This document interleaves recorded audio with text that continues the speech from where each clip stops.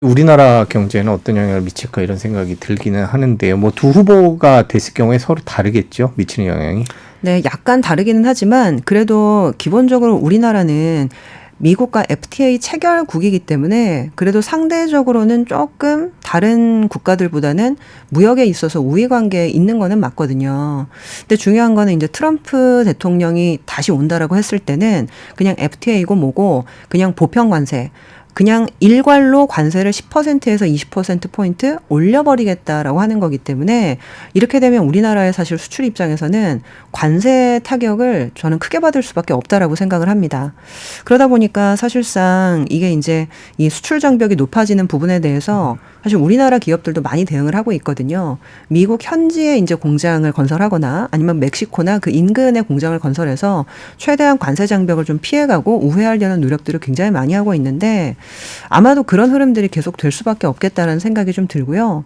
근데 그렇다고 하면 해리스가 되면 좀 덜 타격이 있나라고 생각을 해보면 사실 꼭 그렇지도 않은 게 이게 이제 그 강도의 차이이지 아시겠지만 이번 바이든 정부에서 IRA 이 부분도 2차 전지나 사실은 전기차 관련된 공장을 미국에 세우면 보조금을 주겠다라는 정책이었고 칩스 앤 사이언스 액트 반도체 과학법도 반도체 관련된 공장을 미국에다 지으면 보조금을 준다라고 했던 정책이기 때문에 방법론이 틀릴 뿐이지 사실상 제조업 획이라는 큰 틀에서는 이게 두 후보가 크게 다르지는 않은 거거든요.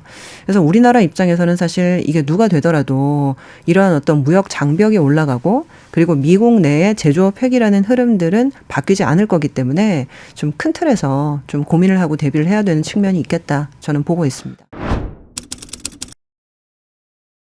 해리스 부통령이 당선이 된다면 바이든 대통령의 정책을 계승할 가능성이 높다 이런 얘기가 나오는데 어떻게 보십니까? 네, 당연히 계승할 가능성이 높다라고 생각을 하고 있고요.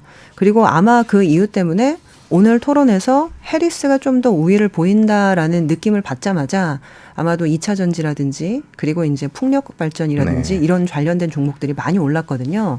근데 저는 좀 조심해야 될 것 같아요. 왜냐하면 벌써부터 이 IRA와 칩스 액트에 대한 보조금을 과도하게 주고 있는 게 아니냐라는 비판이 실제로 벌써 바이든 행정부 3년 차, 4년 차부터 많이 나오고 있거든요.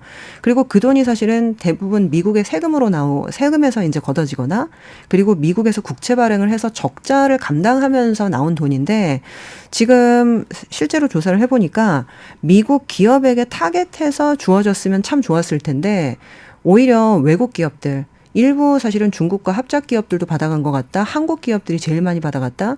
이런 것들을 미국 언론들이 보도를 하다 보니까 실질적으로 이 보조금을 줄여야 되는 거 아니냐라는 얘기들도 지금 미국에서 많이 나오고 있거든요. 그래서 실질적으로 이제 돈을 줄 만한 재원 자체가 충분치 않다라는 부분 그리고 사실상은 미국 기업에 타겟해서 들어갔으면 하는 어떤 그런 마음들이 있기 때문에 지금 IRA나 칩스 액트 때문에 우리나라 기업들이 상당한 많이 수혜를 받는데 해리스 대통령이 당선이 돼서 이제 바이든 행정부의 어떤 2기가 이어진다고 해도 사실 우리 기업들의 룸은 1기 때보다는 좀 적을 가능성이 높아서 이런 부분은 참 유의를 해야 될 것 같습니다.